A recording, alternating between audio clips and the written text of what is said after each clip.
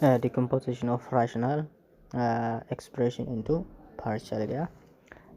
Just rational expression to kuno kinama p of x over q of x da just when q of x different from 1 0 ta sabnesa kun 0 ta 1 over 0 is equals to what undefined or infinity one half. So kanafu malinne just himni kun 0 irraa fagaachuu qaba jechuudha. Achiin alatti kan biraa ta'uu danda'a jechuudha. Decomposition kan jennu immoo kun immoo p of x over q of x just hima kana decompose yoo goonu fakkeenyaaf 3x plus 7 over x square minus 9 yoo jennu hima kana decompose gara hima simply ta'etti decompose yoo goonu jechuudha. Hima kana isa jalaa kana maal goona jalqaba factor goona yoo factor nu ta'u jechuudha. Factorize gochuu qabna jechuudha. Isa kana factorize goona yoo factorize hin taane akkuma jirutti dhiisna jechuudha. Decompose ta'uu hin danda'u jechuudha. Kana jechuun ax square plus bx plus c is equals to 0 hima kana yoo taate just b square minus 4ac less than 0 yoo ta'u himni kun immoo maal inni factorize ta'uu hin danda'u. Factorize ta'uu hin danda'u jechuudha. Bifa kanaan hubachuu dandeenya. So hima kenna pointii kenna jalqabaatti yoo deemne p over q of x kana decompose gochuudhaaf here isa kana haa fudhannu. Himni jalaa kun tokko maal inni linear ta'uu danda'a. Then quadratic ta'uu danda'a jechuudha. Yoo himni jalaa kun linear ta'e ka gubbaa homaa hin jennu nominatory kanarraa wanti dubbannu hin jiru denominatory kanarraa qofa dubbannaa jechuudha. So here 3x plus 7 over x square minus what 9 denominatory kana maal inni factorize goona jechuudha. Ka gubbaa akkuma jirutti dhiisne yoo linear taate hima kana yoo himni keenya ka jalaa kun jechuudha. Isni jalaa kun linear taate yoo factorize goonu maal yoo ammoo partialidha gara partiality decompose yoo goonu a over constant jechuudha. Constant number ax plus b jenna jechuudha. For example p of x jedhee ka'eeti p of x hin jira. Then just ax plus b yoo taate jechuudha. Wanti keenya sun himni keenya bifa kana yoo taa'e jiraate a over what maal jenna what ax plus b jenna jechuudha. For example asirraa 3x plus 5 over what 2x plus 7 haa jennu. Then hima kana maal jenna a over maal inni 2x plus 7 jechuudha. Maafi linear waan ta'eef isa gubbaa kana maal goona constant number goona jechuudha. Constant number goona. Garuu immoo yoo inni linear ta'e kun bifa just factorized ta'e hin jiraate hoo bifa factorized ta'e hin jiraate fakkeenyaaf p of x over ax plus b times cx plus d yoo ta'e jiraate hima kana akkam goona yommuu kana maal goona a over ax plus b plus b over cx plus d jenna jechuudha. For example just 3x plus 8 over x plus 2 then x minus 2 yoo jenneera kun maal inni himni kun lamaan linear isa jalqaba kanaat a over what x plus just plus 2 then plus then isa kanaatiif immoo ammallee constant b over x minus isa kanaaf jechuudha. X minus 2 jenna bifa kanaan barbaanna jechuudha. Inni biraa immoo yoo innummaan jechuun innummaan kun repetitive ta'e yoo paawarii qabaate. For example 3x plus 8 over x plus 3 raised to 3 yoo jenne kun immoo bifa kanaan kennaa jechuudha. A over x plus 2 isa jalqaba plus b over x plus I mean here 3 dhiifama 3 dha kun 3 dha raised to 2 goona degree lamaa goona plus c over x plus power meeqa power 3 goona jechuudha. So power 3 waan qabuuf a over power jalqaba b over power abbaa power lama c over abbaa power 3 kana jechuun p of x over ax plus b raised to k power yoo qabaate is equals to a over just ax plus b power jalqabaate plus b over ax plus abbaa power lama jedha haga isaa deema haga just inni lakkoofsa hin beekamne over ax plus b haga maalini haga power kana jechuudha. Haga power kanaatti itti deemnaa jechuudha. Kun maalini kama laalle haga maatti laalle maalini just denominator kenna maal yoo ta'e factorized illee ta'eet yookiin immoo osoo factorized illee ta'in yoo maalini yoo linear ta'e jechuudha. Linear ta'e. So amma mi gara solve itti adeemnu.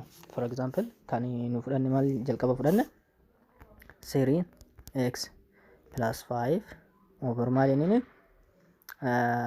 just 2x plus 7 dha.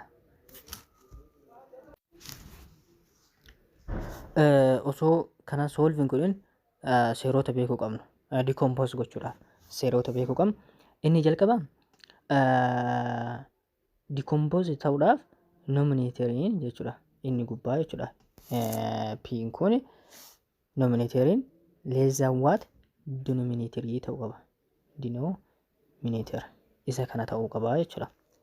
Yoo kanan taane fakkeenyaaf yoo digriin jara lamaan fakkeenyaaf here digriin p of x is equals to q of x yookiin immoo p of x greater than q of x yoo taate akkamitti akka solve goonu yoo himoota kana taate kanneen lama yoo taate maal goona kan fayyadam long division fayyadamna jechuudha. Hima san furuudhaaf long division why because maal jenna rational expression san gara maalitti just gara partiality jijjiiruudhaaf maal gochuu qabna p of x in less than what q of x ta'uu qaba jechuudha.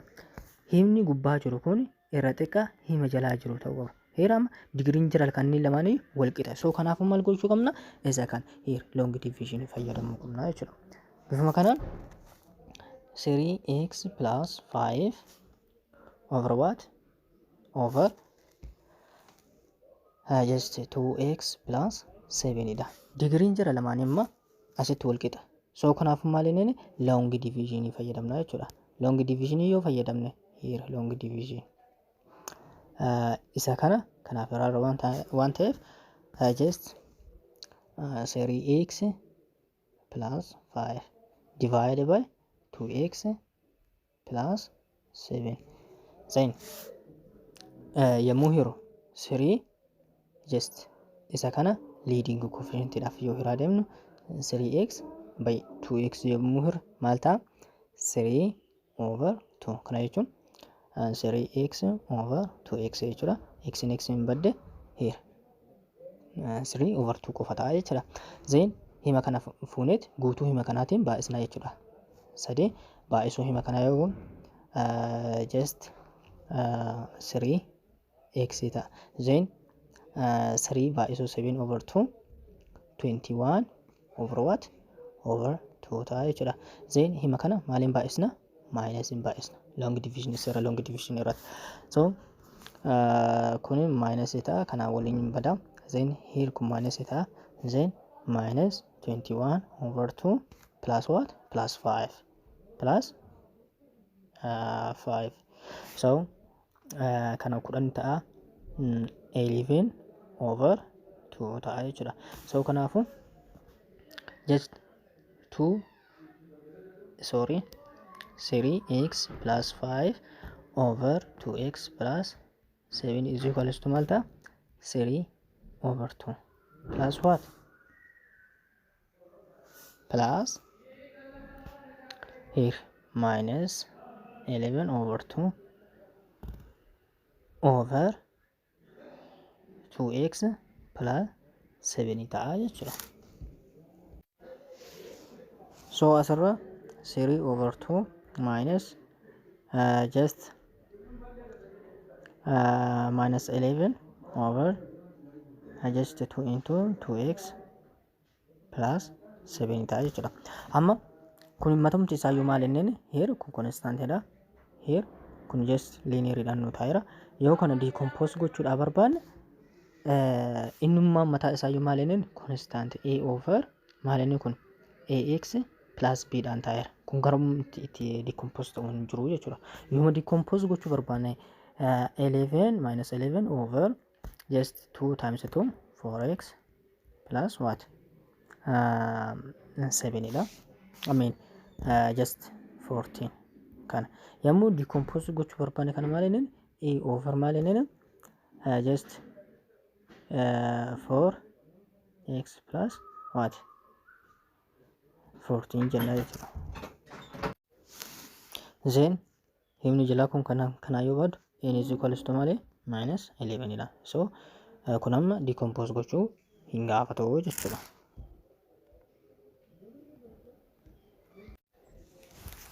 Example kana haalallu example nu kenname isa kana. So degree inni gubbaa maal inneen ka jalaatee gadi. So kanaafuu kana decompose gochuu hin dandeenya. Jalqaba decompose gochuudhaaf kana maal inneen gara linearitytti factorize gochuudha. Factorize gochuu qabna jechuudha. Yoo factorize hin taane akkuma jirutti fayyadamna jechuudha. So kana factorize yoo goone x square plus 2x then what minus 3 here product yommuu walitti dabalu lakkoofsa lamaa yommuu walitti dabalama x plus y meeqa ta'a lakkoofsa lamaa 2 nu kenna. Yoo waliin baay'isnu immoo x times y is equals to what minus what minus 3 nu kennu jechuudha. Kun maal inneen bifa a x square plus bx plus c dha. Productiin isaa kan b nu kennu sorry summation isaa saamiin lakkoofsa lama kan b nu kennu productiin lakkoofsa lama saniin immoo kan c nu kennu jechuudha. So here c tana b kana jechuudha. So kanaafuu lakkoofsa lama yoo waliin baay'isnu kan inni minus 3 yoo walitti daballu immoo lama nu kennu. Here x just 3 fi minus 1 fudhachuu dandeenya. Yommuu walitti daballu meeqa here yommuu walitti dabalu 2 yommuu waliin baay'isnu immoo here minus 3 nu kenna jechuudha. So kanaafuu x kenna 3 fi minus 1 dha. So hima kana bakka bu'u x square plus 3x minus x here minus what 3 is equals to 0 jenna. Then just asii x yommuu fudhan x as keessa fudhan asitti x takka nu hafa plus asii x fudhanneera waan ta'eef x 3 qofa nu hafa. Asii immoo minus 1 baasnu minus 1 yoo baafnu kun immoo x ta'a. Then minus times minus positive ta'a jechuudha. Then termii isa kanaaf kana wal qabsiifna x minus 1 then times waatu kuniif kun wal fakkaatu waan ta'eef x plus 3 jenna jechuudha. Is equals to 0 dha. So factor gooneerra jechuudha. Isa kana factor gooneerra. So kanaafuu kun maal ta'a 5x plus 7 over what x meeqa arganne just x minus 1 times x plus 3 dha jechuudha. isa kana argan. So kanaafu himni lamaan kunniin maal inni lamaanuu linearidha. So kanaafu maal goona a over x minus 1 plus what b over x plus 3 goona jechuudha. Then LCM isaanii tokkuma just LCM isaanii yommuu fudhan just x minus 1 x plus 3 LCM isaaniiti. Then over kana hiruu hima kana yoo goon hin badaa just si'a kana gayaa jechuudha x plus 3 gaya. So a times x plus 3 then b hima kana immoo isa kanaaf yoo hirru paartii kanaaf yoo hirru paartiin kun hin badaa paartii kana qofa hafa. Then b times x minus 1 yookiin immoo criss cross gochuudha. Kana garanatti kana immoo garanatti criss goonaa jechuudha. Over maal inni LCM isaanii x minus 1 times x plus 3 is equals to what here 5x plus 7 qabna over x minus 1 x plus 3 qabna jechuudha. Paartiin kun hin bada. Yoo maal ta'a 5x plus 7 lamaaf wal fakkaata waan ta'eef. Then a into x plus 3 plus b into x minus 1 dha jechuudha. Here meetodii lama fayyadamna. Meetodii garaagaraa lama fayyadamna. First meetodii isa loongii haa fayyadamnu. Meetodii loongii fayyadamuun gatii a fi b argachuudhaaf meetodii loongii ta'e fayyadamna. So meetodii loongii ta'e kun maal inni just hima kana waliin baay'isuudha. Yommuu waliin baay'isnu ax plus 3a plus bx minus just b ta'a jechuudha. Then taarmii wal fakkaatan collect gochuu jechuun digirii wal fakkaata qaban. Here kun digirii 1 qaba, kunis digirii 1 qaba. Kun digirii 0 qaba. Ameen constant jechuudha. Kun constant number, constant number. So 5x plus 7 is equals to what? ax plus bx then plus 3a minus b jechuudha. Here asitti illee digirii tokko jira. Paartiin kun illee maal qaba? Digirii tokko qaba jechuudha. So kanaafu a plus b x himni kun isa kana wajjin wal qixa jechuudha. 5x is equals to a plus b x dha. X ni badaa jechuudha. So kanaafu 5 is equals to a plus b. Then paartiin kunis 7 kun paartii constantii wajjin wal qixa. 3a minus b constant waata. Here is this constant is equals to 7 jen. So kanaafu hima lama arganne. Kun equation jalqaba, kun immoo equation lammaffaa. Then simultaneously yommuu hojjennu immoo just a plus b is equals to 5 dha. 3a minus b is equals to what? 7. Then hima kanaa fi kana hima jalqabaa fi hima lammaffaa kana yoo walitti daballu kuniif kun 0 ta'a yoo walitti daballu. Kun immoo 4a ta'a jechuudha. Is equals to what?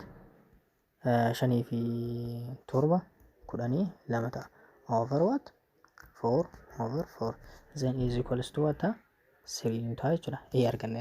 So himuma tokko fayyadamneet gatii argachuu hin dandeenya jechuudha. Hima kana qofa yoo fayyadamne a meeqa ta'a? 3 plus b is equals to 5. So bakka kanaa ka galu qabu maal dirqama? 2 ta'uu qaba. Hima bakka ba'aa bu'eetti lakkoofsi itti dabalamee 5 fidu 2 jechuudha. So kanaafu b 2 jechuudha. Gara expressionii kenna isa kanaatti yoo dhufnu maal ta'a? 5x plus 7 over x minus 1 times x plus 3 is equals to maal jenneera? A over x minus 1 plus b over x plus 3 dha.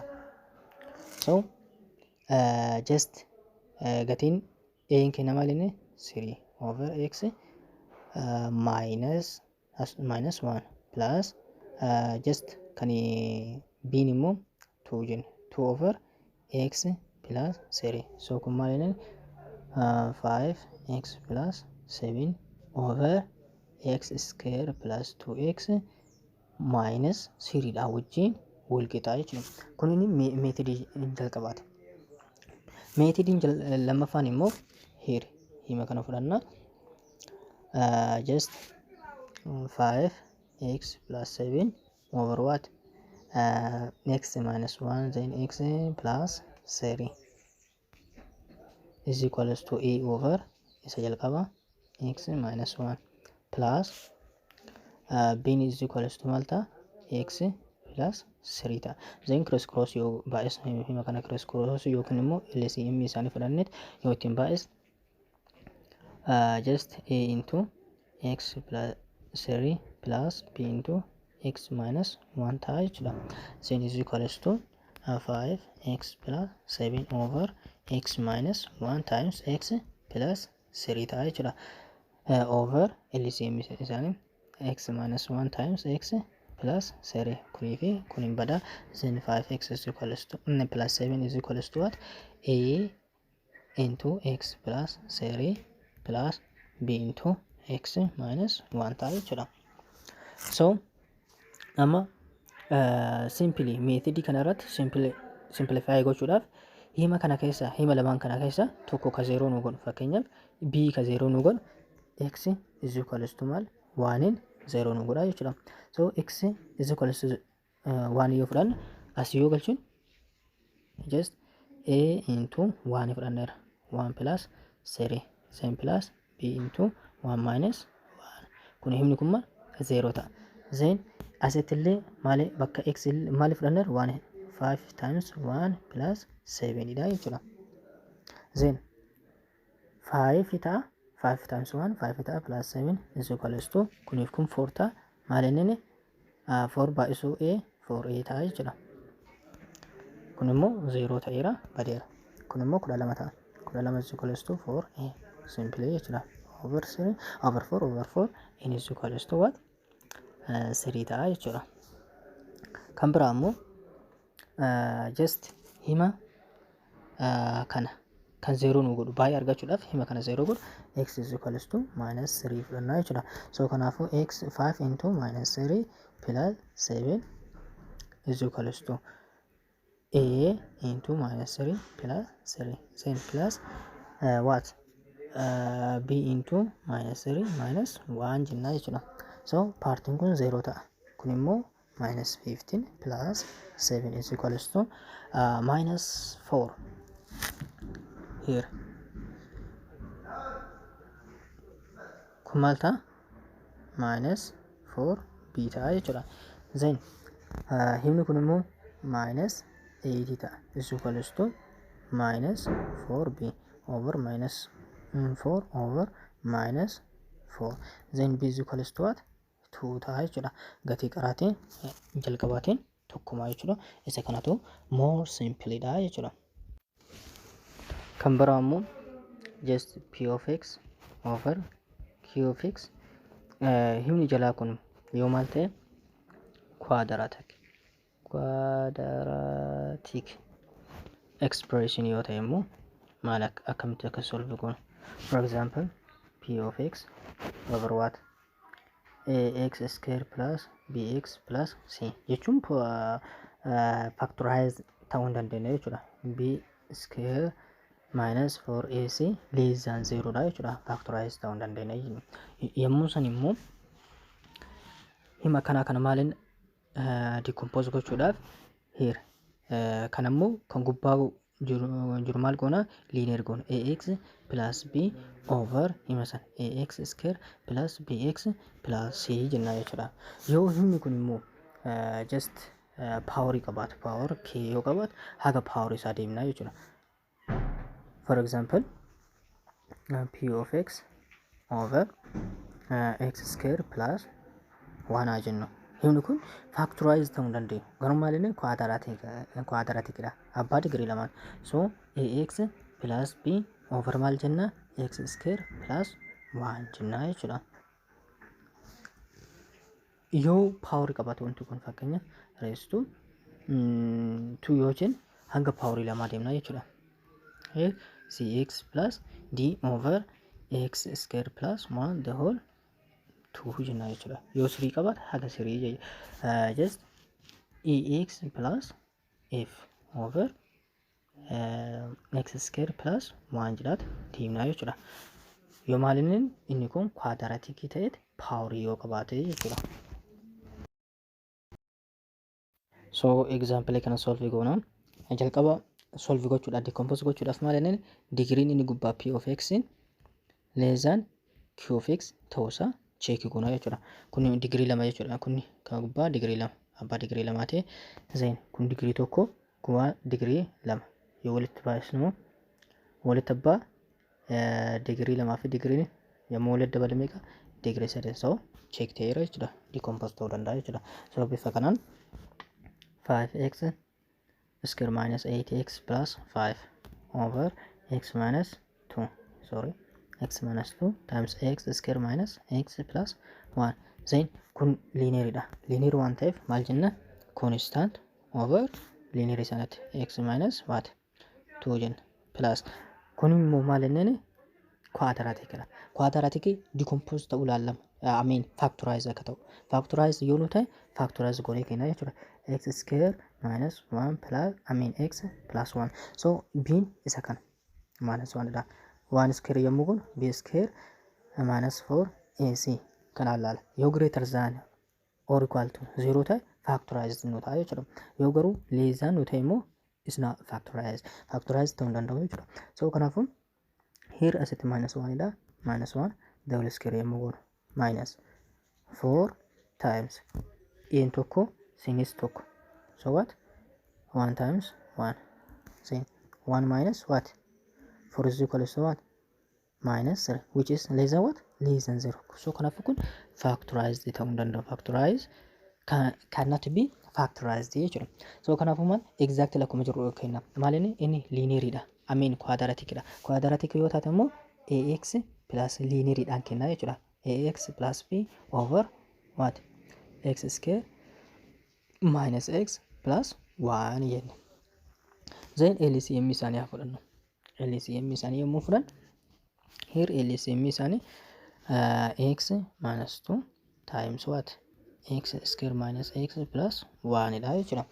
Then times kana baay'isu hima kana yoo goon x minus 2 dhaan hin badde hoosan a into here isa kana ta'a x square minus x plus 1 plus what here ax plus b hima kana times isa kana yoo goon himni kunii fi kun waliin bade maalini x minus 2 qofa hafa here times x minus 2 ta'a then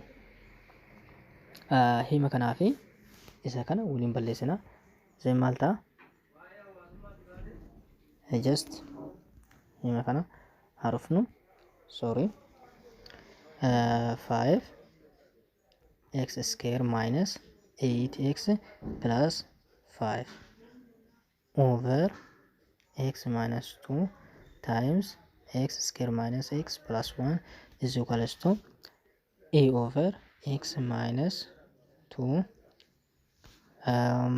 then plus here c jechuu qabna just or bx plus c jechuu hin dandeenye bx plus c over what x square minus x plus 1 kun immoo maal ta'a yommuu jennu x square minus 8x plus 5 over x minus 2 times x square minus x plus 1 is equal to maal wajji wal qixa a into x square minus x plus 1 plus what bx plus c times malinuta x minus 2 over what x minus 2 times x square plus I mean x plus 1 dha yoo san himni kunii fi kun waliin badaa jechuudha wal fakkaataadha waan ta'eef himni lamaan kunniin waliin bada. Ergasii maal ta'a? Here 5x is equals to 8x plus 5 is equals to maal ta'a? A into x square minus x plus 1 plus what? B x plus c times what? X minus 2. Meetodii isa lammaffaa fayyadamna. Simply lakkoofsa singilii wayii fudhata. Sorry, asittis keerina. Singilii wayii fudhata. For example, just x in minus 2 yoo taate, x in is equals to 2 yoo taate, 2 yoo as galche hima kana hunda 0 godha jechuudha. Hima kana hunda 0 godha. Here asitti immoo 2 yoo galchin just a into 2 yommuu square goon 4 ta'a. 2 asitti immoo minus 2 taate plus 1 then kun maal ta'a? 3 ta'a jechuudha. Asitti illee 2 galchina. 2 yommuu galchinu 2 into square yommuu goon 4 then minus 8 into 2 plus 5 so is equals to 4 into here 5 idha. 5 minus 2 3 ta'a jechuudha. Then kun 20 ta'a. Irratti 25 irraa 16 9 ta'a. So is equals to a 3 over 3 over 3 a is equals to maal ta'a? 3 ta'a jechuudha. Then kan biraa immoo just kan biraa immoo x is equals to 0 haa fudhanna. Yoo 0 fudhannu himni kun hagasii paartiin kun 0 ta'a. X waan qabduuf x waan qabduuf x waan qabduuf so is equals to gamanatti 5 qofa nu hafaa jechuudha. 5 is equals to himni kunis paartiin kun maal ta'a? Just 0 ta'a. E qofa nu hafa. Then paartiin b 0 ta'a. Then 0 minus 2 mataa. Then c qofatu nu hafa. Then c times minus 2 2c ta'a jechuudha. Then gatii a biin gatiin a maal inni here 3 dha jechuudha. So kanaafuu 5 is equals to 3 minus 2c.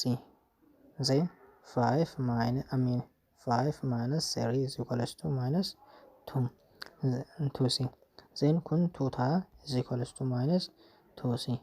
Then c is equals to over minus 2 over minus 2. Then c is equals to maal ta'a?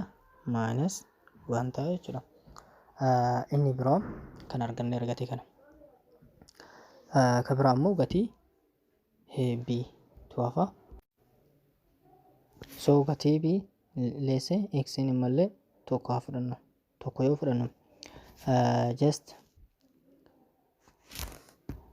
tokko hima kana keessa yoo buusnu hima kana keessa yoo buufnu here 5 into 1 then minus 8x 1 idha plus 5 idha. So 1 yommuu fudhannu 5 fi 5 wal balleessite then minus 8 ta'a. Is equals to then hima kanaaf 1 yoo fudhannu kunii fi kun wal qixa waan ta'eef 0 wal godha a ta'a. Then b immoo x 1 idha. Maal ta'a achi keessatti? b plus c ta'a. Then what? 1 minus 2 minus 1 ta'a jechuudha. So kanaafuu minus 8 is equals to a minus idha yoo baay'ifna minus b minus c. C hin beekna a hin beekna. Gatiin isa sirriidha. 8 minus 8 is equals to 3 just minus b hin beeknu just b then minus here 1 idha minus 1 idha minus times minus positive 1 then minus 8 is equals to here 4 minus b yommuu walirraa hirsinu kun kana finneeti b kana finnee asitti yommuu hir'isnu 4 ta'a then minus 12 minus b so b is equals to just 12 ta'a jechuudha.